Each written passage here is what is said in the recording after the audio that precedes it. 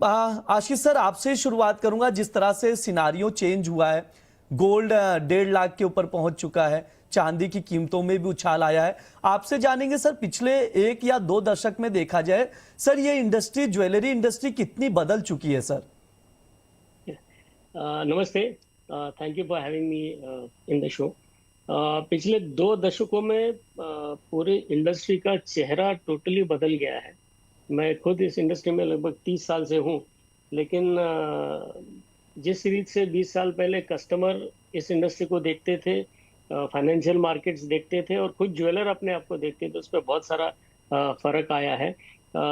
Customer पहले पूरा मतलब पूरा जत्था लेके आता था बाइंग के लिए। दोनों साइड की फैमिलीज 20-20 लोग एक शादी की खरीदारी के लिए आते थे। और अभी उसके बाद आया कि एक जॉइंट फैमिली से निकल के एक कोर फैमिली में आके सिर्फ हस्बैंड वाइफ उनके बच्चे आते थे। आज सिर्फ जिसकी शादी है वो लड़का और लड़की आके अपनी शॉपिंग करके चले जाते हैं। तो शॉपिंग के कस्टमर साइड से भी फर्क आया है। फ्रॉम द इंडस्ट्री साइड बहुत सारी चेंजेस हुआ है, जैसे हॉलमार्किंग आया है, और जो ज्वेलर्स है उसमें भी चेंज आया कि लोग ऑर्गेनाइज हो रहे हैं, सब बारकोड से काम करते हैं। हॉलमार्किंग आने से कस्टमर को राहत भी मिली है।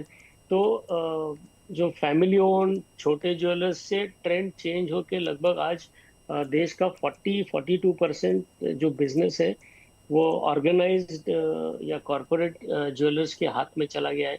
ये सी चेंज आया है। उसमें शोरूम पहले छोटे होते थे, आज एकदम 3-3, 4-4 माले के शोरूम बनते हैं। तो जो पूरा आउटलुक ये इंडस्ट्री का था वो चेंज हो गया है। पहले हम लोग इसे इंडस्ट्री कहते थे, लेकिन वो एक मॉम एंड पॉप स्टोर का बिजनेस होता था। लेकिन एक्चुअली आज इंडस्ट्री के हिसाब से गवर्नमेंट भी इसको मानती है, स्टॉक मार्केट ने भी इसको एक्सेप्टेंस दिया है। तो ये 20 साल में बहुत सारी चीजें चेंज हो गई है। 20 साल में रेट 5,000 से लेके आज 1,50,000 चला गया है, 30 टाइम्स हो गया है। So these are been the broad changes in last 20 years in 1 minute. ठीक है, ये सर का ब्रॉडर व्यू है पूरी ज्वेलरी इंडस्ट्री को लेकर। आगे भी और भी बातचीत करेंगे, बहुत कुछ है बातचीत करने के लिए। अंकित सर, उससे पहले आपके पास आना चाहूंगा। जो प्राइस आज दिख रहा है कॉमिक्स पर, देख रहे हैं गोल्ड $4800 पर ट्रेड कर रहा है, होल्ड करने की कोशिश कर रहा है। घरेलू बाजार में भी 1.5 लाख के ऊपर है, 1,52,000 53,000 का भाव चल रहा है MCX पर। सर, कैसे देख रहे हैं गोल्ड सिल्वर को आज के लिए, और ट्रेडर्स के लिए क्या कुछ सजेशन देना चाहेंगे सर आप? नमस्कार अमृत जी और सभी दर्शकों को मेरा नमस्कार। और मार्केट की अगर बात करें तो यहाँ पे थोड़ा सा स्लगिशनेस देखने को मिली है। 2,500 रुपए की यहाँ पे गिरावट देखने को मिली है अक्षय तृतीया के पहले। तो बहुत अच्छे सेंटिमेंट्स यहाँ पे बने हुए हैं। थोड़ी सी भी अगर गिरावट देखें तो बहुत बड़ी गिरावट मुझे नहीं लगता कि आज के टाइम में आनी चाहिए, आज के दिन में आनी चाहिए, क्योंकि 19 तारीख को अक्षय तृतीया है। तो 1,52,000 से 1,51,000 के आसपास अगर मिलता है तो वो एक खरीदारी के लेवल्स रहेंगे। तो आज अगर मैं बात करूं इंट्राडे लेवल्स की, तो यहाँ पे अगर कोई भी गिरावट मिलती है तो खरीदारी करके चलेंगे तो बेटर रहेगा। लेकिन ऊपर में भी एक कैप बना हुआ है 1,55,000 का, तो अभी ये सीमित दायरे में ही ट्रेड करता हुआ नजर आएगा। ठीक है, ये सर का व्यू है, तो वैसा मार्केट दिखाई दे सकता है। मैम, आपकी क्या राय है? जिस तरह से युद्ध को आप देख रहे हैं धीरे धीरे खत्म होता हुआ दिखाई दे रहा है, US डॉलर इंडेक्स में वीकनेस है, ओवरऑल बुलियन मार्केट पर आपका क्या व्यू है? ब्रिजी, सभी लोगों को सबसे पहले तो अक्षय तृतीया की अग्रिम शुभकामनाएं। और जिस तरीके से यहाँ पे पीस डील होने की बात हो रही है, तो सबसे बड़ी बात है कि जो भी चीज होता है वो वीकेंड होता है, तो यहाँ पे जो ट्रेडर्स है उनको संभल के रहने की बहुत ज्यादा जरूरत है। लेकिन ओवरऑल देखा जाए कि गोल्ड और सिल्वर अगर पीस डील होता है तो यहाँ पे क्या इम्पैक्ट आएगा, मुझे लग रहा है कि फिलहाल जो एक क्रूड ऑयल प्राइसेस नीचे की तरफ जा रहा है उसकी वजह से डॉलर इंडेक्स में भी गिरावट है। तो ये गोल्ड और सिल्वर में बहुत ज्यादा गिरावट नहीं आने देगा। ओवरऑल जो एक हल्के करेक्शन पे तेजी का जो माहौल है वो बना रहेगा। गोल्ड की बात की जाए तो मुझे लग रहा है कि गोल्ड में हल्का सा दबाव देखने को यहाँ पे मिल रहा है, और एक यहाँ पे हर्डल है 1,55,200 का। मुझे लग रहा है कि उसको क्रॉस करती है तो एक बार ये कमोडिटी फिर से 1,60,000 वाले जोन में आती हुई दिखाई दे सकती है। आज के दिन में मुझे हल्का सा ठहराव लग रहा है मार्केट में, लग रहा है कि एक हल्का करेक्शन हो सकता है। और ये बढ़िया है क्योंकि अक्षय तृतीया से पहले अगर यहाँ पे गोल्ड में और सिल्वर में थोड़ी सी गिरावट आती है तो मुझे लग रहा है जो फिजिकल में मतलब लेने जाएंगे उनके लिए एक बहुत बढ़िया माहौल रहेगा। जी बिल्कुल, बहुत बढ़िया माहौल रहेगा। सर ज्यादा अच्छे से बता पाएंगे कि अभी कैसा माहौल चल रहा है बाजार में। सर एक चीज और समझना चाहूंगा, शुभ मुहूर्त पर जैसे हम लोग देखते थे पहले अक्षय तृतीया पे लोग ज्वेलरी खरीदते थे, सोना या चांदी जो भी है, लेकिन क्या ये ट्रेंड चेंज हो गया? अब निवेश के लिहाज से ज्यादा देखने लग गया है जो भी ज्वेलरी खरीदने आता है, और मार्केट कितना बड़ा हो गया है सर? इवन चांदी का भी लगातार हम लोग देख रहे हैं, जिस तरह से चांदी में भी जिस तरह सोने के प्राइसेस बढ़े, चांदी भी उछला, लेकिन अब धीरे धीरे प्राइसेस थोड़े से कम हुए। क्या ज्वेलरी सेक्टर भी शिफ्ट हुआ है थोड़ा सा, मतलब चांदी की ओर रुझान ज्यादा हुआ है? आपके पहले क्वेश्चन का मैं पहले जवाब दूंगा। ये सोने की तरफ लोगों का देखने का क्या रुझान है, अभी क्या किस तरह से देखते हैं? तो पहले तो सोना हमारी संस्कृति में इतना इंटरट्वाइंड है कि उसका एक इन्वेस्टमेंट एंगल भी है। ये पहले लोग भूल जाते थे, सिर्फ ज्वेलरी के लिहाज से देखते थे, लेकिन सोने के बहुत सारे चेहरे हैं। सोना एक इंश्योरेंस भी है, सोना हेज अगेंस्ट इन्फ्लेशन है, सोना ज्वेलरी है, ऑर्नामेंटेशन है, सोना एक करेंसी की तरह भी आजकल चल रहा है, और सोना एक इन्वेस्टमेंट भी है। तो ये सब चीज़ें लेके पिछले कई सालों में, specially after corona, even youngsters का सोने की तरफ का रुझान बढ़ गया है, क्योंकि उन्होंने देखा कि कोरोना के टाइम में बहुत सारे हाउस होल्ड ऐसे थे कि उनकी बहुत तकलीफें ज़्यादा थी, लेकिन घर पे सोना होने के कारण वो उसमें से पार हो पाए। तो सोने का महत्व तो आज कम नहीं हुआ है। इवन यंगस्टर्स है वो भी सोने की तरफ देख रहे हैं। लेकिन चीज़ ऐसी है कि सोने खरीदारी करने के लिए जो ऑप्शंस है वो यंग लोगों के लिए आज बढ़ गया है। ईटीएफ्स है या डिजिटल सोने में भी लोग करते हैं, और फिजिकल सोना भी लेते हैं। तो यंगस्टर्स ये जो फाइनेंशियली लिटरेट है, ये बाकी दो चीज़ें भी करते हैं, और जो कॉमन मैन है या कॉमन लेडी है वो आज भी फिजिकल गोल्ड पे ही फोकस रखती है।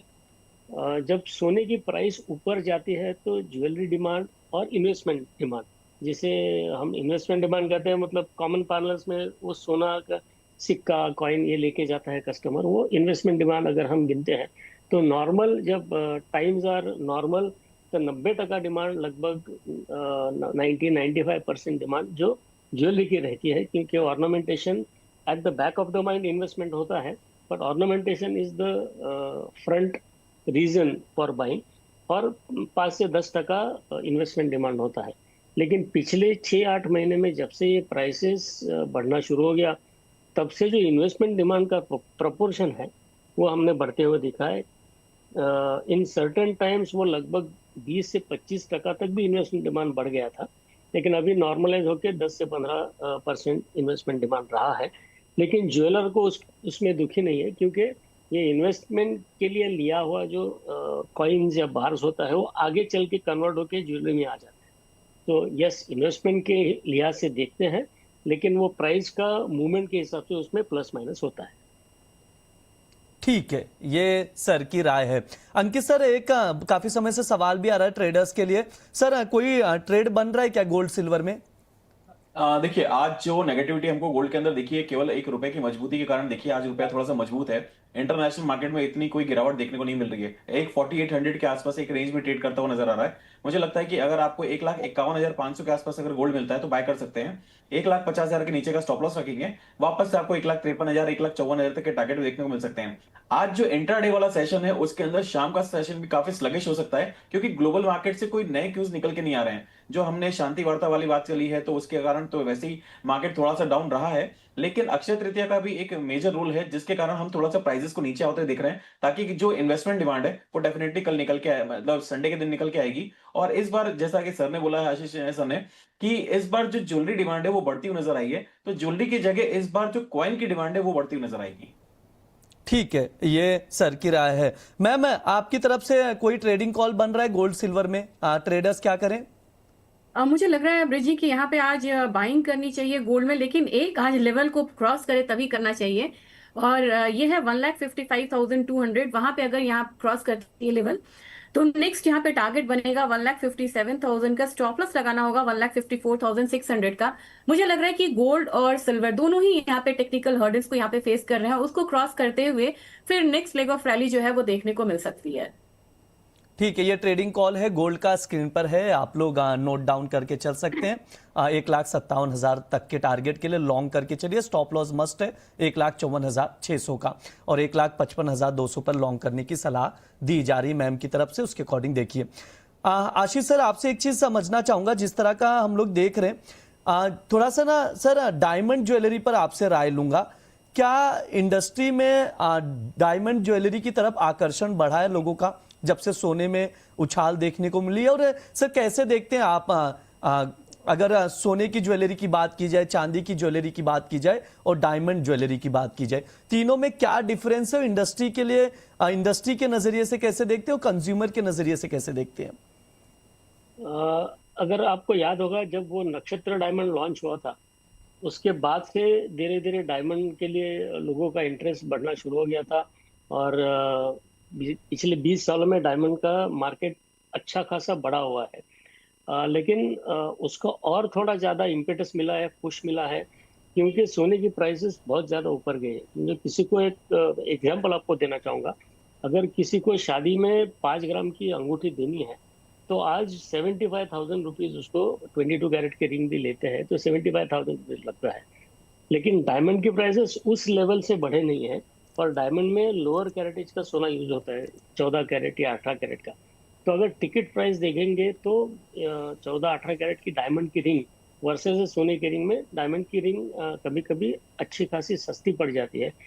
तो ये प्राइस राइज जितना हो, उसमें लोगों का इनकम तो बढ़ा नहीं है, तो उनके बजट में बहुत बारी डायमंड आ जाता है। दूसरा, जो हम ऑनलाइन में या सब जगह जो विजुअल क्यूज हम कहते हैं, लोगों कस्टमर को या स्क्रीन पे जो देखते हैं, उसमें स्टडेड डायमंड ज्वेलरी का रुझान बहुत ज़्यादा अच्छा है। सब सेलिब्रिटी वो पहन रहे हैं, तो लोगों को इच्छा भी हो रही है कि मैं थोड़ा डायमंड का पहनूं, तो उससे भी डायमंड का थोड़ा परसेंटेज ये बढ़ा है। और एक दूसरी इंटरेस्टिंग और चीज़ है कि सोने के रेट्स बढ़ने से जो बॉटम ऑफ द पिरामिड या जिनका बजट कम है, वो थोड़े थोड़े सिल्वर ज्वेलरी की तरफ भी बढ़ रहे हैं, क्योंकि सिल्वर ज्वेलरी भी अच्छे खासे प्राइस में उनको मिल जाता है, और सिल्वर ज्वेलरी का लुक ऑलमोस्ट गोल्ड के जैसा ही आता है। तो सिल्वर ज्वेलरी का भी धीरे धीरे चलन बढ़ रहा है। लेकिन मैं आज भी यही कहूँगा कि ये दोनों का रुझान बढ़ रहा होगा, तो भी gold is still the king. ठीक है, ये सर की राय, और भी समझेंगे चीजें बेहतर तरीके से। अक्षय तृतीया के अवसर पर क्या ज्वेलरी खरीदनी चाहिए? गोल्ड की ज्वेलरी खरीदें या सिल्वर की ज्वेलरी खरीदें? और अब तक कितना भाव बढ़ चुका है पिछले 9 साल में, पिछले 1 साल में, सब पर बातचीत करेंगे। अंकित सर, आपसे शुरुआत करना चाहूंगा। अभी मैं प्राइजेस देख रहा था गोल्ड का, पिछले 1 साल में जो है गोल्ड का भाव पिछले अक्षय तृतीया से, यानी 30 अप्रैल 2025 से अभी तक का देखा जाए तो 60% के अराउंड बढ़ चुका है। और पिछले 9 साल में देखें 435% बढ़ चुका है। यानी 9 साल पहले 29,000 के करीब प्रति तोला गोल्ड का भाव था, आज 1,54,000 हो गया।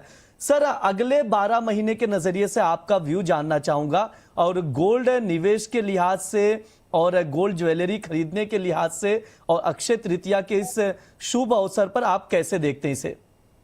देखिए, हम लोग गोल्ड से बहुत ज्यादा जुड़े हुए हैं और सोना है सदा के लिए, ये हमेशा एक लाइन कही जाती है। अगर हम 2021 से रिटर्न देखें तो 2021 में 4700 के आसपास गोल्ड था, और आज हम देख रहे हैं 1,52,000 के आसपास गोल्ड चल रहा है। तो 300% से ज्यादा का रिटर्न इसने पिछले 5 से 6 सालों में दिया है। अगर हम बात करें तो 300% का तो रिटर्न इधर ही दिया है, और अगर 9 साल की 10 साल की बात करें तो वहां पे 400-450% का रिटर्न आपको देखने को मिला है। तो यहाँ पे रिटर्न आपको बढ़ते हुए नजर आएंगे। अभी जो ग्लोबल मार्केट के सेंटिमेंट्स हैं, सेंट्रल बैंक्स की लगातार बाइंग चल रही है, उसके बाद में हम अभी तो यूएस इकोनॉमी की तरफ अब ध्यान वापस से जाना चालू होगा। जो ईरान वाला मैटर था, जो मिडिल ईस्ट वाला मैटर था, वो अब खत्म होते हुए नजर आएगा, और अब पूरे की पूरा फोकस वापस से इकोनॉमी की तरफ आएगा। ग्लोबल इकोनॉमी किस तरफ जा रही है, जो इनका महंगाई है वो कितनी बढ़ रही है, तो वहां पे हम देखेंगे वापस ये सेफ हेवन एसेट के रूप में हमें दिखेगा। अभी कुछ टाइम पहले 1,31,000 1,30,000 तक गोल्ड आया था, उसके बाद में जिस तरह से उसने वापस से बाउंस बैक करा है, बहुत ही शानदार रिटर्न वापस से इसने दिए हैं। तो मुझे लगता है कि आने वाले टाइम में एक बेहतरीन रिटर्न इसमें देखने को मिल सकता है। 2026 से एंड तक बात करें तो मुझे एक्सपेक्टेड है कि 1,80,000 तक का रेट रहना चाहिए। लेकिन अगर मैं मार्च की बात करता हूं, मार्च 2027 तक, तो वहां पे एक्सपेक्टेड है कि एक गोल्ड 2 लाख के लेवल को क्रॉस कर सकता है। ठीक है, ये राय है। और सर एक चीज और समझना चाहूंगा कि अक्षय तृतीया के नजदीक आते आते बुलियन मार्केट कैसा रुख अपना लेता है, मतलब ट्रेंड क्या हो जाता है, उसका ट्रेंड कैसे बदलता है? देखिए, इस बार तो अक्षय तृतीया संडे के दिन है, लेकिन नॉर्मली क्या होता है कि अगर ये वीक डेज में होता है तो मार्केट स्टेबल रहता है, काफी स्टेबल रहता है, मार्केट ऊपर की तरफ ही रहता है। हमने देखा अक्षय तृतीया के टाइम पे 1,52,000 1,53,000 के आसपास गोल्ड चल रहा है, तो फिजिकल मार्केट भी थोड़ा सा प्रीमियम पे रहेगा। लेकिन जैसे ही अमूमन ये दिन खत्म होता है तो उसके बाद 1-2 दिन के अंदर हमें थोड़ा सा पैनिक सेलिंग देखने को मिलती है, थोड़ी सी प्रॉफिट बुकिंग मार्केट के अंदर देखने को मिलती है। जो एक्स्ट्रा प्रीमियम पे चल रहा होता है गोल्ड इंडियन मार्केट के अंदर, वो थोड़ा सा नरम होते हुए नजर आता है। लेकिन जैसे ही 5 से 7 दिन वापस निकलते हैं, ये अपनी रेंज में वापस ट्रेड करना चालू कर देता है।